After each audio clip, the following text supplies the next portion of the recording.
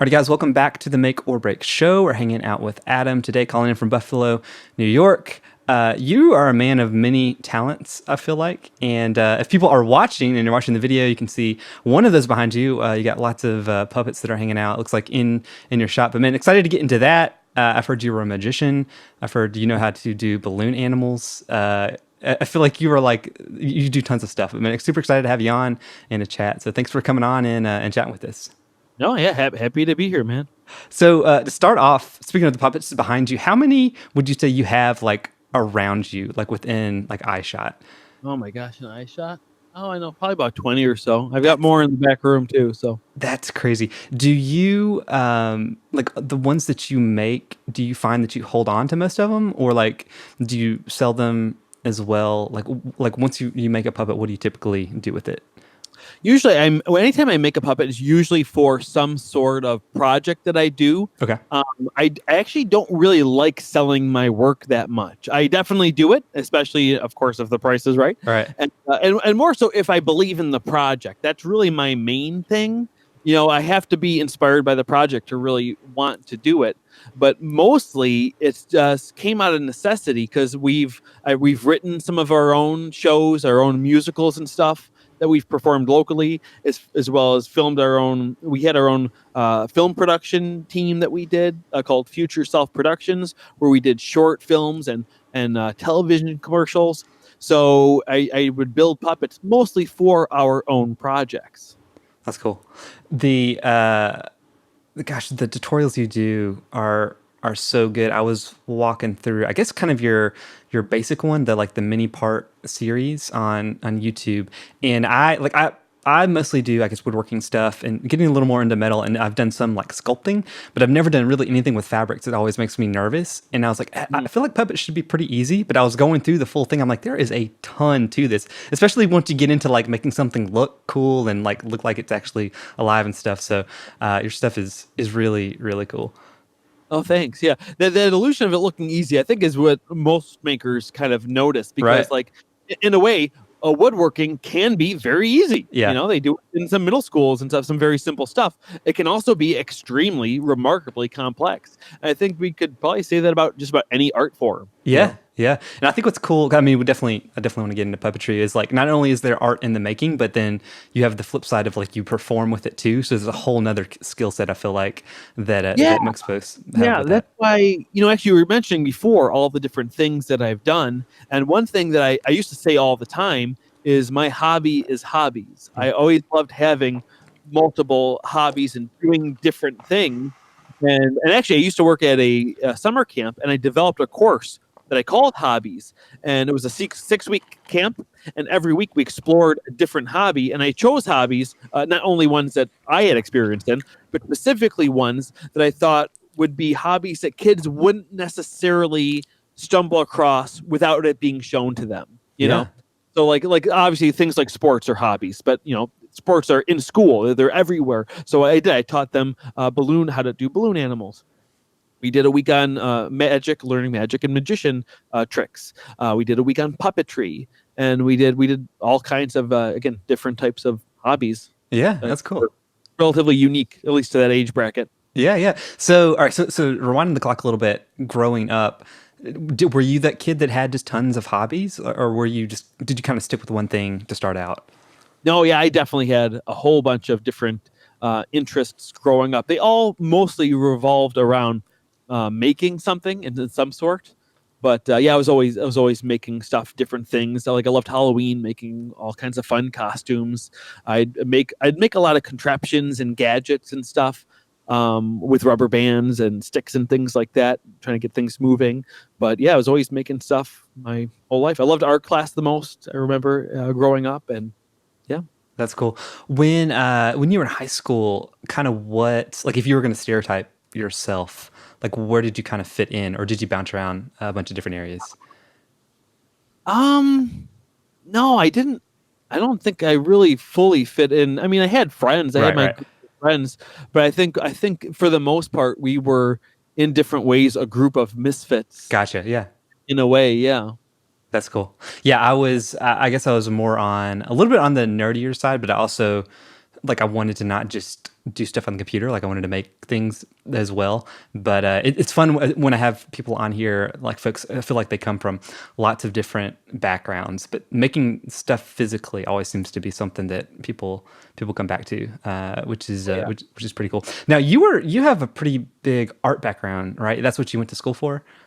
Yeah, I went to school for art education. I have my undergrad and my master's in art education, and so yeah, I was definitely always interested in arts. But what's interesting, like I definitely consider myself an artist, but I'm definitely not like the traditional Yeah. style artist. Even I would say compared to most art teachers, because I do paint. I've done paintings and stuff, and I feel like that kind of painting, drawing, sculpting background is probably the typical route of most of those teachers, or definitely other arts as well, photography. But definitely, I had more of again just making things. Always, I don't even really know how else to explain it. Although definitely, I think most of the stuff that I've always done as my art has been things that are not considered probably traditional fine art. Yeah, yeah. Now, so you said art education. Have you always enjoyed the teaching aspect? Like not only creating the thing, but teaching other people how to do it as well? Oh, definitely for a couple of reasons. First of all, I just find joy in it, Yeah. and also I think a common thing that's always said is you learn best by teaching, and yeah, that's what. Ever since like I was in fifth grade, I knew I wanted to be an art teacher, and that's what I am during the day. I'm a elementary school art teacher. That's crazy. So, did you have like influential art teachers? Like, I don't even think in fifth grade I would have known that would even could have been like a position. I guess I would have realized, oh, my teachers have jobs. Like, this is what they do. But like, did you have people that influenced you growing up? You know what? Not really in the way you would expect it to. Like, to be perfectly honest, I had my art experiences growing up were fine. They weren't honestly super memorable, and it wasn't influencing in that much. Other than just like I love anytime I was in art class, I just loved being focused on what was in front of me there, and I was like, if I can do this forever, that'd be great. And again, I'm from a big family too. I'm one of 9 kids, and I'm the second oldest, so I was always around younger people, teaching them things in the way brothers teach things. Of Right, course, right. it wasn't traditional teaching it at home, but as far as trying to be a role model and stuff like that, and again through making, I think there's no better way to do it than to be an art teacher. That's so cool. Did you go right into education out of college? Yeah, I started immediately. I started going part-time. Okay. So it took me, I think, about 5.5 years or 6 years to finish my undergrad, because I think I was part-time for the first year and a half or so. But during that time, all of college, I wasn't even doing puppetry at the time. Was it? Yeah, I don't think I was yet. I may have been. If it was very, very early. But Okay. at that time, I was mostly I made all my earnings as a full-time magician Oh, during the day. really? And so Yeah. how did you get into doing magic? A lot of this kind of boils back to doing theater. Okay. Um, I did a lot of theater in high school, and Gotcha. my wife was the lead in all the plays. And then I met a kid who did magic, and then he showed me a couple tricks, and I became like obsessed with that, and I was doing it all the time. And theater is also how I ended up discovering puppetry as well. Got it. So was it like were you doing card tricks? Like what type of I guess magic did you kind of narrow into? I definitely started off doing like card tricks, Okay. definitely. Yeah, not using too many gimmicks or anything, to really being able to get the most mileage I could out of a deck of cards. From there, I started doing more parlor stage tricks. Okay. Yeah. Yeah, and then I started leaning toward finding that as you are starting a magical career, you'll notice that the easiest way to make money quickly is through doing children's performing, with again birthday parties, school shows, things like that. That's the fastest way to get into it and make money quick. And that's what I did. And again, I love that too, because in the same way I like teaching kids, I always found kids as a very appreciative audience as a teacher and as a performer. Yeah, yeah. So were puppets included in the magic side of things, or was that you mentioned that it was part of theater that you're first introduced to it. So was it kind of totally separate after magic? It was kind of separate. I did at one point try putting a puppet in my magic show. But again, that was before I would consider myself a puppeteer at all. I just there are some other magicians that use ventriloquist Okay. style tricks in their shows sometimes. Usually it's a pre-recorded track. And I tried doing that, and for that I built a puppet for it. Again, before I would consider myself a puppet builder or a puppet performer at all. But and it was fun to build, but I didn't think there was any reason to ever do that again. It wasn't until I did a Little Shop of Horrors in 2008 where I met another puppeteer who had a puppet that was made by someone who had worked for Henson. Oh wow. Okay. Yeah, and seeing that puppet in person, just like my eyes just widened because Yeah. I've seen all these characters on TV and in movies growing up, but I never saw them as objects. The performing was so good; they were just characters. Right. But when you saw it in person, you just look at it and say, "Oh my gosh, this is a piece of art!" Yeah. I couldn't believe it, and I just had to. I think that weekend I made another puppet. How would you describe like a kind of like a typical puppet maybe folks could like buy online versus like a Henson puppet or something that people use like in like professional? Like, is it in the quality? Is it in like you can see the character? Like, how would you like? Is there a difference like in Um, just well, there's definitely a difference, and I think we should probably try to specify that bracket a little bit more. Are you talking like a toy puppet, like something you'd buy at like a toy store? yeah, maybe like a toy puppet versus like a one you'd actually use to perform with.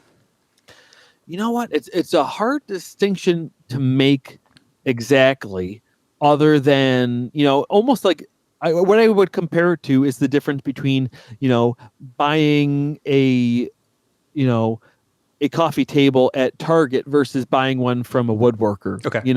You're just you're going to get a different level of craftsmanship, usually a certain level of durability, and the materials used, and obviously the mass production of those other things brings it down in usually in the quality of the materials as well.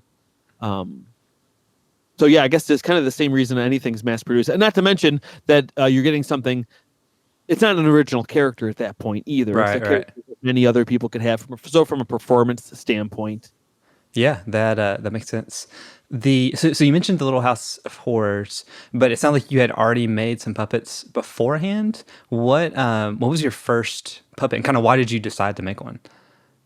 Yeah, again, it was the first puppet I ever made was during when I was a magician, and I wanted to add a puppet to my magic show, You got it. and it was a crow puppet that I made. I had saw one online for sale from Axtel Expressions. It's a shop that a lot of ventriloquists, puppeteers, and even magicians get a lot of supplies from. And I saw the price, and I was like, "Whoa, that's way too expensive for a puppet." And it was maybe like $160 or something. Okay. And now I look back and I'm like, wow, what a deal that was. And I just thought I should make it myself, and I really shouldn't have. It would have been definitely better worth my time and effort to have just bought it. Although Yeah. I did enjoy the experience of making it because that's again my background and personality. Right, right. So, yeah. Did how was that first? Like, was it something that you wound up using, or once you made it, you're like, all right, I got to do this again. Like, I want to make something different. No, actually, I wound up using it. It actually looked okay. Okay. On the inside, it was not great from how it was built necessarily. But as an artist, that's one thing that that a lot of people who get into puppetry learn, because especially with shows that are available to do for community theater, such as a Little Shop or more so Avenue Q.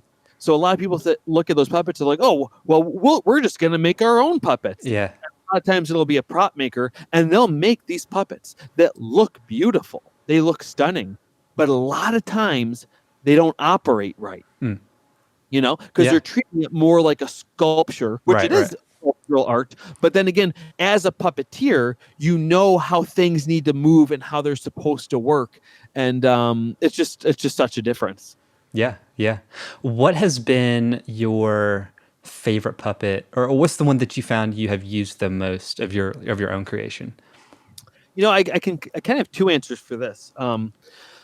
because I do a lot of stuff for video, and I have done a lot of stuff in live performance as well, because we've done a lot of live shows at, like, again, elementary schools and events like that. So for my live shows, I have this character called Felix. He's a magician character, and his sidekick is a rabbit that my good friend Zach Homister does, and we do a magic show using puppets. And I've performed with him probably more time, hours wise, because of how long those shows are. Okay. Whereas I have this blue monkey character, Arlo, which I'm probably the most comfortable improving and talking to kids with, and I do my most video work with him. Yeah, yeah. I've definitely seen the monkey because I feel like in a lot of your videos, like he pops up. Yeah. Do you have like, I guess, like more traditional build videos for those as well? More traditional build videos for what? So for Arlo or for like your other, like I know you have like a full series on making, but do you find like you walk through the actual builds on YouTube of most of your puppets, or some of them you're just like straight performing with them? I do now. Okay. I built those ones before I really started documenting Got it. Okay. all my puppet building on social media. Gotcha. That's cool. And they're mostly okay. I have very little knowledge, so I'm gonna sound like I'm dumb because I am. But so most of them are like with sticks, right? So like the hands are sticks, and it's just one hand in. Like, is that the how do you describe that? Like Sure. Those are called. Those are puppets that have rods on rods. their. Okay, gotcha. Yeah, they're controlled rods. Yeah. And those are. It seems like those are the majority of yours, right? For the most part. Yeah, I think a lot of people tend to gravitate to those because Okay. those are the easiest of that style of puppetry to perform yourself. Okay. Whereas a character, again, for lack of better, for examples that the audience will know very well, characters like Cookie Monster and Ernie, they have what we call live hand puppets, Yeah. and they're essentially gloves. So you need two people to fully operate. One person doing one or both hands, and the other person doing either just the head or the head and one hand. Gotcha. So if you weren't using rods, you basically would have to have two people for the most part if you wanted to perform. Depends on, again, because that Felix character that I mentioned, the magician, he is a live hand puppet. And sometimes we were lucky we had a third performer to do the other hand, and sometimes we didn't. And in that case, we just pin that hand to the body. Gotcha. And just do all one-handed gesture. Okay, cool. That makes sense. That's crazy. So, do most puppeteers like will people get into it like and just be performers, or do you find that lots of people build and also perform like with what they make? You know what? This is actually a hot topic for Is it me okay? Good. Okay. right now, and in a way a little controversial based on how people interpreted what I said. And I think most of the people that disagree with me didn't understand what I was trying to say, or maybe I didn't present it as well as I had hoped I had. But so most people do both. Okay. Definitely. I would say most people probably lean one side or the other to where they're more comfortable with, or to how they got into it. Like I got into it for the performing, but a lot of people build out of necessity because like, how are you going to perform without a puppet? Right. And buy one can be expensive. So a lot of people, obviously do both. And then same thing, if you are a puppet builder, to some extent, even if you're not that confident performing, all the technical requirements to perform, as far as how to do the lip sync and things like that, regardless of how confident you are in it. So definitely most people do both. But one of the points that I had made recently, and actually it was in I talked about it in my 10-year review YouTube video that pretty much everyone did for January 1st, 2020. Yeah. I talk about like what I think the future of puppetry is going to be, and I think the future of most puppeteers are going to come from this maker movement that is happening now. Because I'm thinking about, some people may have been like from the perspective of an actor or something who might want to get into puppetry because of their performing background.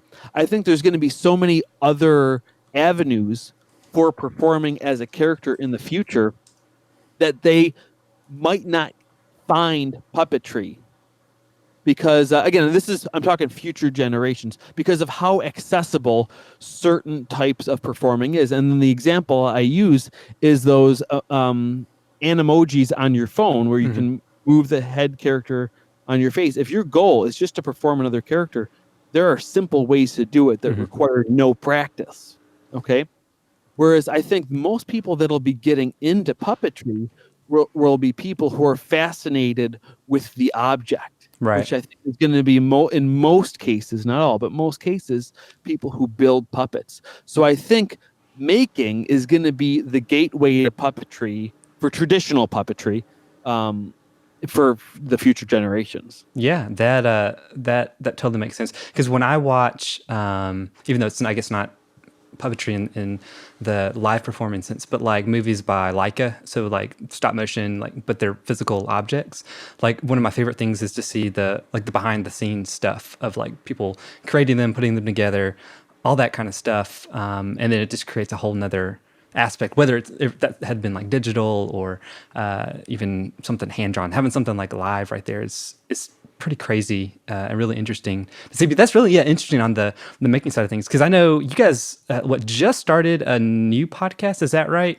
That seems like you're kind of approaching that subject kind of in that area. Oh, yeah. I just want to back up on one thing before I get into that. Is I'd say I don't know if I explained it that well here either. I think I may have been a little more clear in that video. So definitely people reference that video for a more clear understanding of what I was trying to say there. But yeah, I did just launch. We've been trying to launch this podcast for months now. I think we officially decided we wanted to do it back in August. But actually, I had a baby back in August too, and as well as my co-host for that show had just had a lot going on at the time too. But we did our first episode in December, and again, right now we have a lot going on too. It's going to be a more regular thing, like at least monthly. Yeah. But we're both in our school musicals right now, working on building them. So that's kind of the priority for at least this month. But that's going to be really, I'm really excited about that too. And actually, I'm glad you brought it up because I almost forgot to, I would have forgotten to have mentioned it. And because I think it's so, I think it's going to be a really great thing for us as well, because again, that's part of how I learned so much too. My co-host, Chaz Vance, is just such a wealth of knowledge of all types of different materials and processes, because it's what he went to school for. Okay. I always say it wrong what he went to school for, but based on what my understanding, it's what entertainment engineering or something like that. Oh, cool. Okay, gotcha. I think again, he always says I say it wrong, but that's the best way to get an idea of kind of what he does. A lot of product design and things like that. So it was very, very process based. Okay.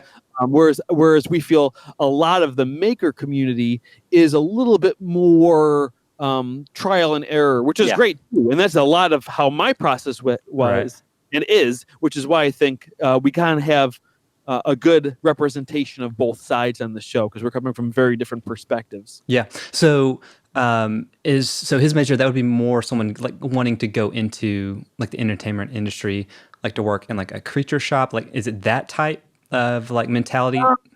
No, I mean that. You know what? Again, this is why you need to explain.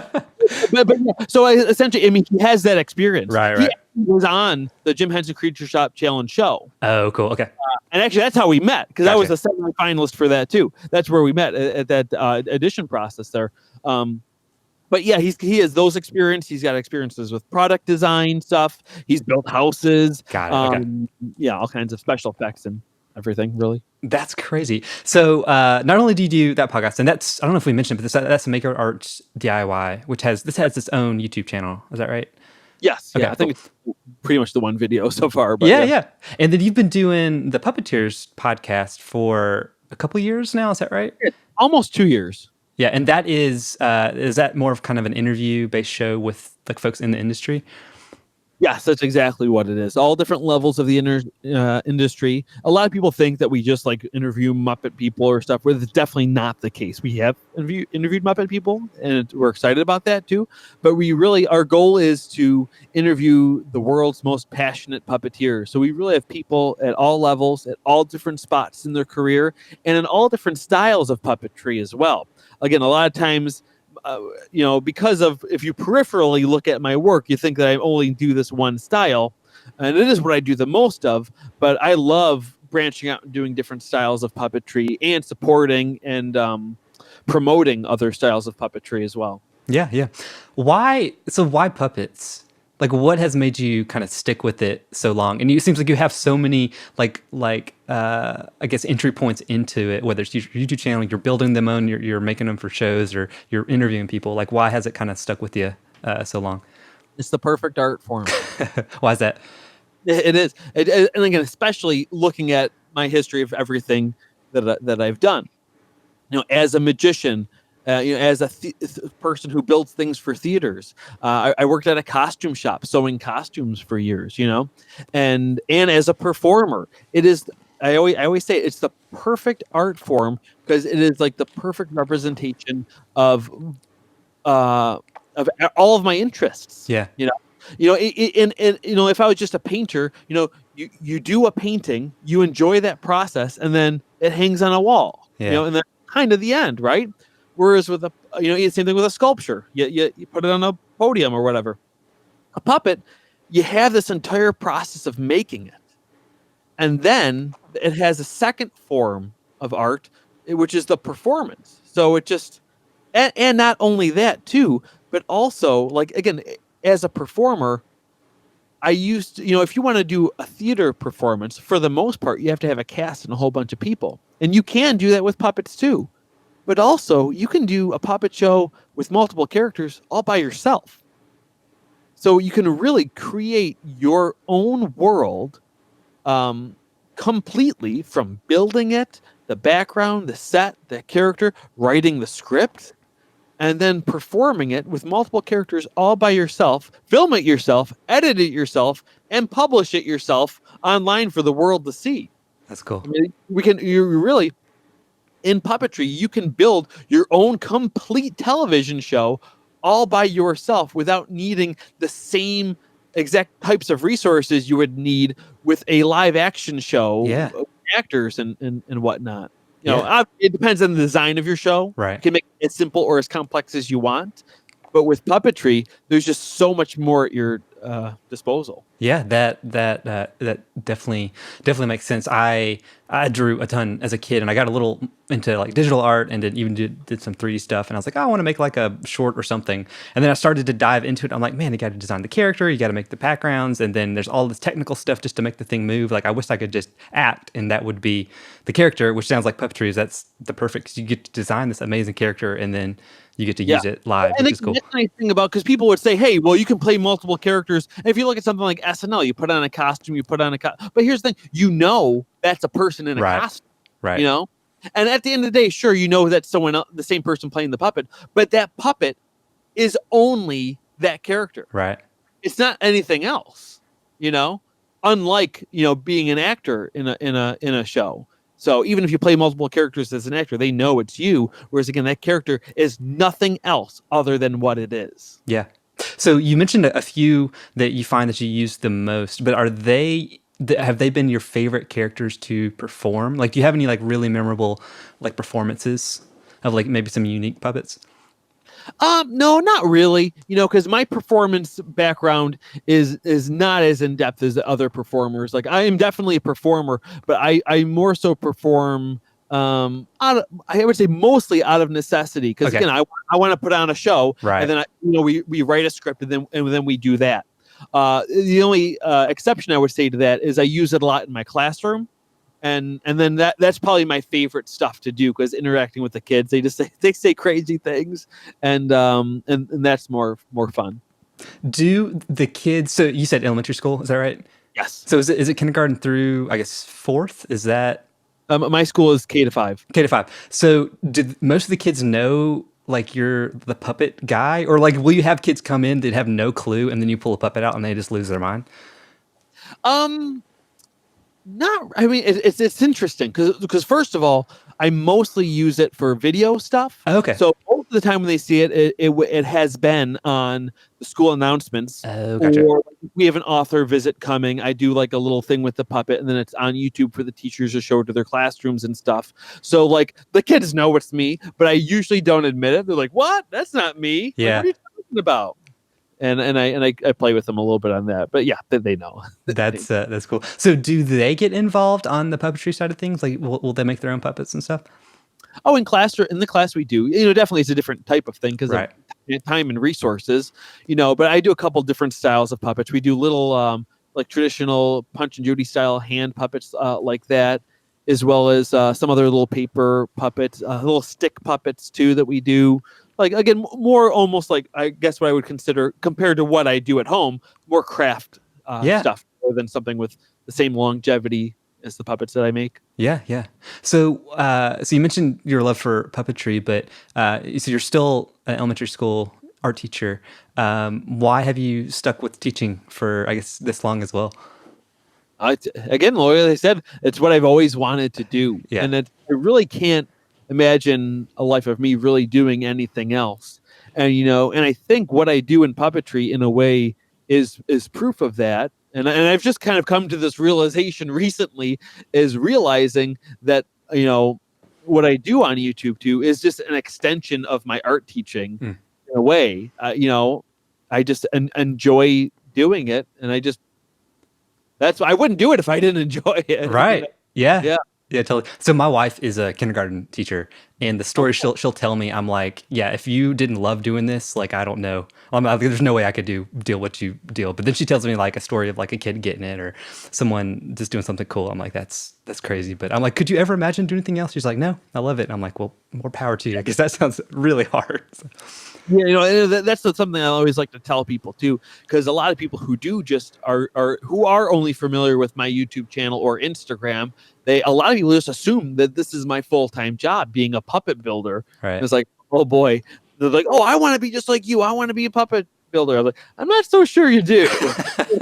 I have a full-time job that I go to every single day. And that's how I make my living. Like I really do this, and I don't think I'd really want to be a full-time puppet builder at all, because one thing that is my overall philosophy in art is doing it on your own terms and the way you want to do it and when you want to do it, which is why I don't really do much commission work, because I don't really get too much joy out of it. Again, unless, like I said in the beginning, unless it's the right project and I really believe in the project, I really have. That's what motivates me the most to want to do it, because I don't have time just to work on whatever. And sometimes even if they have a really good budget, again, if I'm not interested in it, it's really not worth my time for it, because I'm not trying to make my living off of building puppets. And if I did, like I always tell people, I want to do a project because I want to do it. I don't want to do a project because I need to pay the rent next month. Okay, I want to do my art on my own terms, and that's the way I try to. That has what made me. Because sometimes people ask, like, "Oh my gosh, you make so many videos, you make so many puppets. How do you do it? How do you have time to do it?" It's like, when you want to do something, you make time for it. Right. It's just what you do. Yeah. And yeah, and the most grueling projects I ever had are the couple times I've done a taken a commission that I really probably shouldn't have, because I didn't believe in the project. So the YouTube piece. So not only you have a full-time job teaching, which is exhausting, and then you're making your own puppets and you're performing and you're in plays and doing all that, but then you're also making videos, which is a whole nother element. When did you decide to start teaching, but not teaching little kids, but teaching like through the internet? Yeah, it kind of happened on accident, because I started making puppets and just posting my pictures, and I just always posted them on Facebook and stuff. And then over the course of a year or two, and this is back in probably like 2012 ish, 2013. I'd get messages from people saying like, "Oh, can you show me how to do it? Can you show me how to do it?" And I was like, "Oh, geez," I was getting a whole bunch of messages from this, and it was kind of, and I hate saying no too much. I don't like just fluffing people off, and I hate not responding to people, which once in a while I do on accident. But so what I did is I said I'm going to make a tutorial. So if anyone messages me, I can just send them this. That can be the one thing. And I did, and I made a tutorial. I was planning on making like 2 episodes, one to make the head and one to make the rest of the body. Mm-hmm. And I did that first one of the head, and it took so long. And it's like 35 minutes long too. And it's this whole process how to make the puppet head. And I put it up on YouTube. And then I just was like, you know what, that was too much work. I'm not gonna make another one. And then, about a year later, I started getting a bunch of messages again, like, when's the body video coming out? When's the body video coming out? Oh my gosh. I can't even begin to tell you how many emails I've had from people and messages and comments saying, where's the body video? And if you type in my name into Google or YouTube, if you type in Adam Kruetinger, at least for a long time, it would autofill body video because people were searching for it. People were searching for it so much. And then it had been like 2 years, maybe 3 years, I don't remember. And I looked back at that video, and it had like 400,000 views. And again, I wasn't trying to do anything on YouTube. Again, and it didn't do that fast. Okay, that's over the course of 2 to 3 years. It got that many views. But then I looked at that and I said, "Wow, that's not nothing." So I was like, you know what? For as much as I was felt pestered by people asking me how to build a puppet, I was a little bit more pestered by people asking me to finish this tutorial. And I was like, oh, geez, it's been like 2-3 years. I don't even have that head anymore. I can't finish that puppet. I don't even know where it ended up going. So I was like, I'll just do a new series of like 4 videos and then be done with it. Okay. But I made those 4 videos. I think I even may have dropped them all at once on the same day. And then I was just like, you know what, though? That was actually fun. I had more fun in that process because by then I had just done more film editing since then because of short film stuff we did with puppets. And I just enjoyed the process more. And I was like, you know what, I'm going to do this once a week for the whole summer. And I did. And I made a video every week for that summer. And then I took a break when school started. And then, and then after a while, I kind of missed it again. Yeah. And then I think around January or it could have even been as far as the next summer, I did another series. And then after that summer, I committed. I said, I want to release something at least bi-weekly, but with a goal of once a week. That's cool. And you've been it seems like you've been pretty consistent since then. Is that right? Yeah. About since that time, I've pretty much done one thing a week. Yeah. And are they one thing that helped tremendously with a weekly upload was starting the podcast. Gotcha. Every other one is the podcast. Yeah. Yeah. So I'm looking. I did like a reverse search on your channel, and definitely something I wanted to ask you about, because I feel like if people are like, oh, I want to make a puppet, they're going to build one, maybe one they recognize. So I see like a Gonzo prototype, a Fonzie, a Kermit. Is that like, if people want to get into making puppets, like how do you recommend they start? Like, is it you want to design a character or should you start with something that maybe is a little more generic so it doesn't have to look exactly right? Or kind of how do you recommend when people ask you? It's hard to say because people come to it in many different ways, including myself. I think the best way to start is just to try to do something yourself in an original design from the beginning. But the reality is a lot of people get into it through being inspired by things like Sesame Street and the Muppets. So a lot of times their first puppets are replicas of these characters. And I, in the past, I don't make replicas anymore because once you get deep into the community of puppetry, you kind of learn that it's a little bit taboo, a little bit Yeah. frowned upon to do replicas. And it's an interesting thing because then I hear, for a while I look back and wonder, well, people do that for movies and video games. Like, in a way, is it like cosplay? Yeah. But it's really not. And one thing we've come to the conclusion on is anytime you change the medium, it's inspiration. When you don't change the medium, it's really just kind of a ripoff, Like if I did a clay sculpture of Fozzie Bear, there's some interpretation and artistry there, because it's inspired from the original, but it's not what that is. But then again, if I make a replica of it, there's really no interpretation as an artist. Right. Okay. But one thing I will say, you learn a lot Yeah. as a puppet builder, though.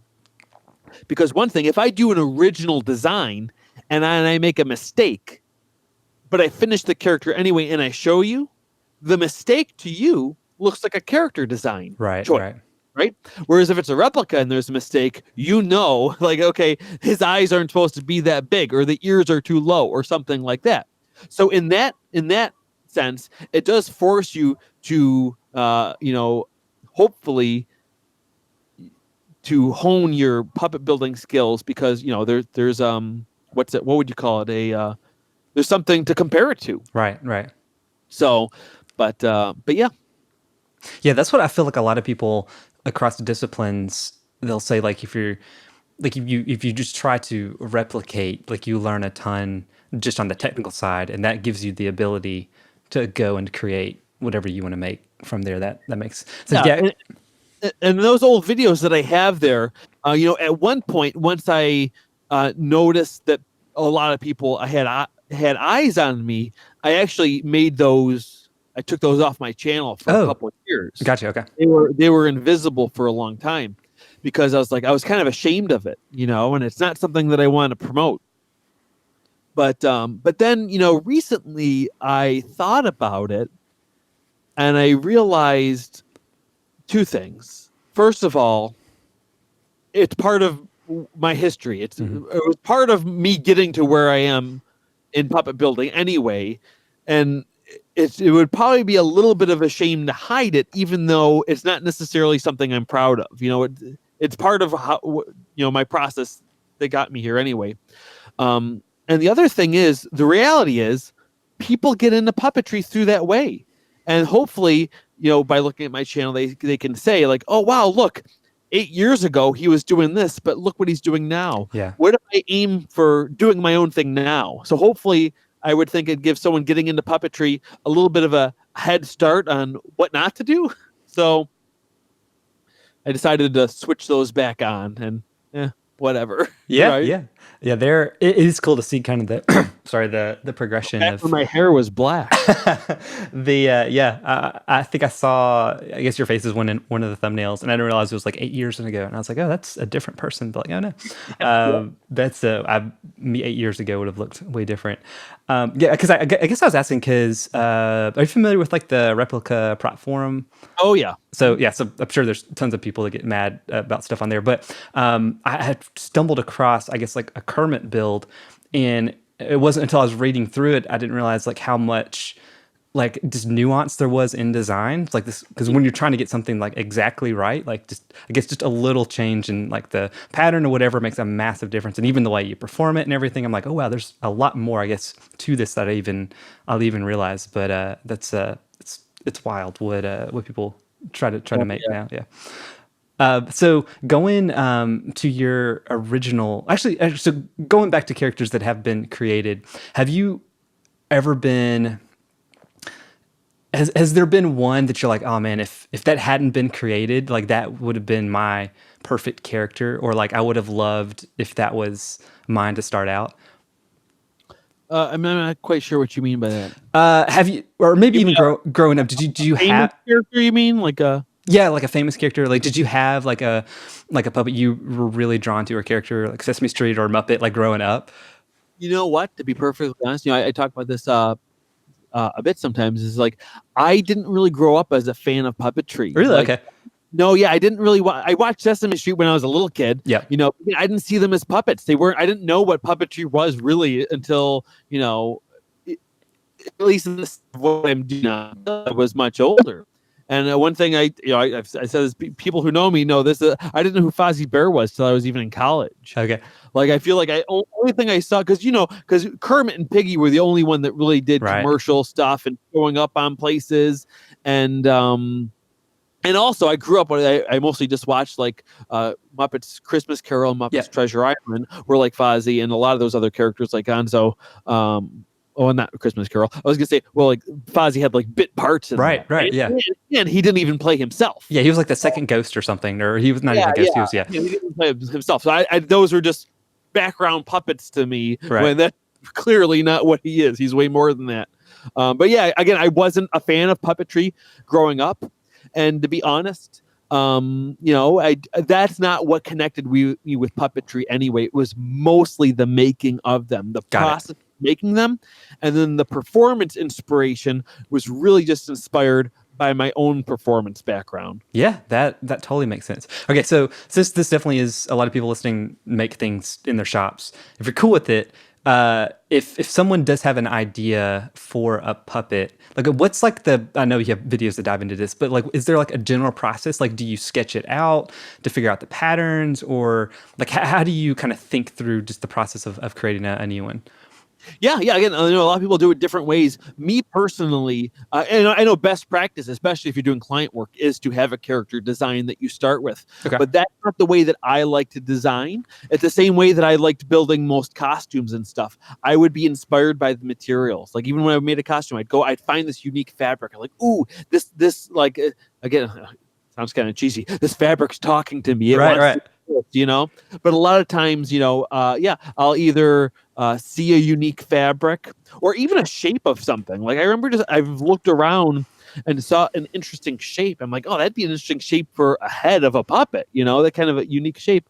And then just getting inspiration from things like that.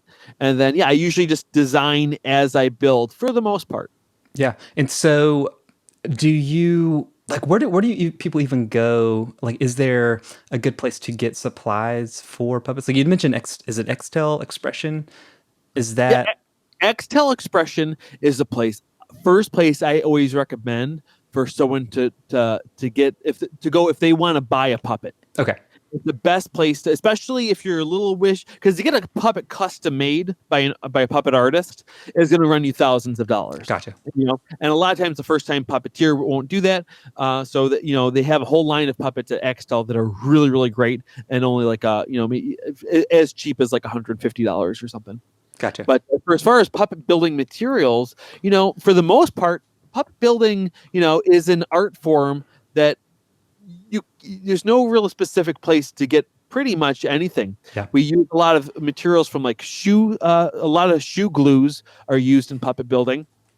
A lot of unusual foams for packing and ventilation are used for the puppets. However, if you want to do the style of puppets that I build mostly on my channel, that special fleece that they're made out of is the same material that Henson uses for all their Muppet style characters, and that's called nylon fleece. Okay. If you get deep into the forums and stuff, you'll see a lot of people call it Antron fleece. Okay. And some people call it Muppet fleece, which is the most cringy for me. But the only place to get that now is a place called Puppet Pelts, and I'll give you a link we can probably put in the show notes. Yeah. Where people can do that. And not only is that a great source, and I think the only source now, I really like supporting a company like that, because especially with I see it similar to like my background in magic, whereas I grew up at a time when I did magic, right when magic stores all started closing down. There used to be magic stores all over the world, all over the country, but like in like early 2000s, they just started closing because everyone was buying stuff on the internet. Yeah. And magicians were mad that all their stores were closing. However, they'd never buy things from They'd always just buy it online. So, and that's one thing I really think is important is sometimes when we have an amazing resource like this, to make sure that we support it as much as we can, because as much as it helps them, it really helps us in the long run. Not to mention the quality, because I used to have to buy and then dye it myself, and I don't, dyeing is not. It's hard. Dyeing is such a specific skill. I only did it if I had to, and they have custom dyed stuff, and they dye it like chemically in the right way, and so it just saves for a huge amount of headache too. Yeah, yeah. Yeah, I think I've definitely I've seen their site. It must have been through the forums, and because it would, you can see like comparisons between like kind of what you'd get at Joann's versus at Puppet Pelts. And I was like, that's a big difference, just the way it looks and feels, and that's Oh pretty yeah. neat. So Well, one thing I will say too, though, is people always ask me that. That stuff's expensive, or I don't have access to that. Can I just use the stuff at Joann's? The answer is yes. yeah, You can make a puppet out of anything. Some of my old ones, I literally went to the thrift store and used like an old robe, or an old unusual matte fabric, or those fur. Yeah, for fur rugs okay, and things like that. So you can really, obviously, you can make a puppet out of anything. But if you want that professional television quality that so many people are familiar with, you really have to go to Puppet Pelts. gotcha. So on the I guess like the amount of time it takes, or really the shop set up. Like if you, I know you've got tons of tools behind you, and I know lots of folks listening also have tons of tools. But like, is there like a basic kind of set? Like if you want to get into it, like you really need to have like a sewing machine, or like is there kind of like some things you'd recommend that you probably want to have around if you want to get into making your own? Yeah, a sewing machine can make things faster, but you really don't need it. You can Okay. just sew things by hand, and that's something that a lot of people ask about too. What's better, to sew by hand or to sew by machine? Well, it depends on a couple things. Depends on what part of the puppet you're talking about, but mostly it depends on how well you sew. One person messaged me. They said, "What should I sew by machine or should I sew by hand?" And I asked, "Well, which one are you better at? Are you really good at sewing on a machine?" Because the one that's better is the one that you are better at. Right. And again, for people starting out, I always recommend hand sewing because there's less obstacles. Because you could accidentally be using a machine that doesn't work so well, Yeah. and you think that your sewing isn't good, but really it's because of the machine. Whereas with hand sewing, it's slower, but there's less obstacles. Yeah. So if there's a problem, it's you, not the machine. Yeah, yeah. So whether you're hand sewing or using a sewing machine, and then just kind of your normal cutting tools, like it doesn't seem like, unless I'm missing something, like it's something where you need like a massive tool set to make these type of things. Oh, not at all. No, really. I would say the best thing you can do if you have very limited materials to level up your puppet building to start off with is the glues. Okay. A lot of people's go-to for a lot of making things is hot glue, but truly hot glue is not meant for a permanent bond. Right. Not really, or at least long-term permanent bond. One of the best things you can do is using contact cement. That's Okay. a good first move to use. Yeah. And then from there, I would say upgrading to higher quality foams that are, because there's different foams. A lot of people use, very familiar in the makerspace area, is like the EVA foam. Yeah. It has a lot of body to it. That's good for bodies generally. Mm-hmm. And anything that you don't need to be too soft, like fingers, you wouldn't want to make fingers out of that because it's hard to pose them with the metal inside. Whereas for the hands, you want to use like a reticulated foam, which is more a filter foam that has a lot of pores. That's also good for the head because a lot of foam, not EVA foam and not reticulated foam, but other like regular cushion foams are more absorbent, almost like a sponge. Right, right. If you're performing, you're going to get a little sweaty, and you don't want it to soak it up and make it get moldy. So that reticulated foam, it's also, some people call it a dry fast foam. It's a kind of foam that's inside of like outdoor furniture, has those big holes. Oh, okay, yeah. When it gets wet, you just like shake it, and the water just falls out. Yeah. So that's a good foam to upgrade as well. That's cool. I never even thought about the different types of foams. I just go straight to the fabrics on the outside, but yeah, the Oh yeah. insides I'm sure is as Oh yeah. important, if not more, than what you put outside. This is I bring this to all my demos and stuff. This is a puppet that I built. It's not. It's more of a poser. It's half completed and half raw. Oh, So cool. Okay. see what's on the inside and what's on the outside. So like right here, if you're looking, this is all the reticulated foam. It's very porous. Probably a little hard to see. I'll get a little closer there. Yeah, yeah, yeah. Okay. And then of course this is that EVA foam here. That's good for parts that need to be more structured. Yeah. When you're making those 3D shapes, and I'm sure now you've done it enough that you can kind of like what it looks flat, but like do you have any recommendations on like how do you take a 3D form and actually make a pattern from it? Yeah, again, that's and actually, I'm glad you asked that too, because that's actually one of my big philosophies in puppet building and teaching puppet building. Because if you look at my tutorials, I offer all the patterns, and most of the patterns I offer are completely free to download on my website. But one thing that's important to me is that they do see how it was made. Yeah. So what I do is I start from nothing. I show how I made the pattern, and you can follow along to make your own pattern. Or if you want to skip that part, because I know some people want to learn to be a puppet builder. Other people, maybe they're a teacher and they just need to make one puppet. Right. They don't need to learn how to make a pattern. They just want to make their one puppet and be done with it. And again, that's what I want. I want puppetry to be as accessible as it can be. Because really, at the end of the day, that is my goal in my YouTube channel.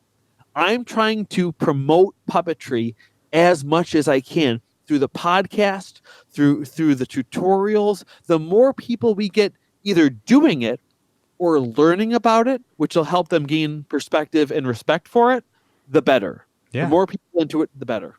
That's cool. Well, I definitely appreciate your time and in chatting.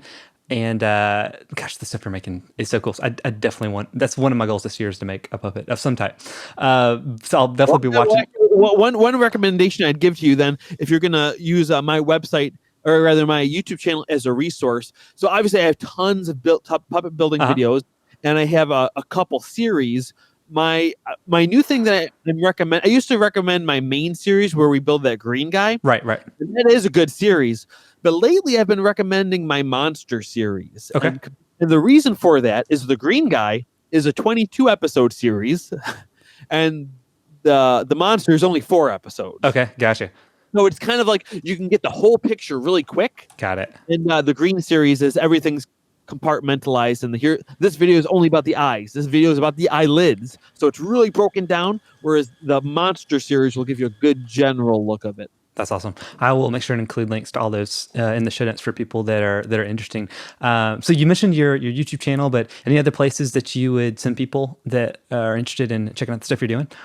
Yeah, there's 2 other main places. One is definitely my Instagram. Okay. Some of the content's a little bit recycled there, but I have a lot of unique content just to my Instagram as well. But for people who have questions and want to learn, I highly recommend my Facebook group, which is the Kreutinger Puppet Tutorial Q&A. And that's the fastest way if you have any questions. And a lot of the questions have already been answered there. And I'm not going to be one of the kind of people that say, look it up in there first. But if you do ask it there, I've answered it so many times that someone else in the group could probably answer with exactly what I said before much faster. That's awesome. So if you really want to learn, have a quick question, that's a great place to do it. And if you just want to see a bunch of fun puppet nonsense, you can check out my TikTok too. That's really just a playground for me. Oh man, I bet TikTok is perfect for puppets. And, in a way it is because of the lip syncing thing. Yes, yeah. You can do your own stuff, right? Or you can mimic other people's stuff, and I have a little bit of fun doing both. And just again, it's a new fun entertainment medium and what I like most about it is it's got me performing a little bit more than any other social media app has, because it's just inherently an entertainment app. So again, it's just been a playground for me. Gosh, testing different things, and That's funny. I used to have TikTok on my phone. I'm gonna re-download it just to follow you to watch your ranking. That's awesome. You might be a little disappointed No, then. never, never. Well, man. Well, thank you so much for chatting. It's really cool to see what you're making and the passion you have for it, and just excited to have you on, and looking forward to future builds and all the stuff that you got coming for 2020. No problem, man. I love what you're doing. Thank you Appreciate so it. much.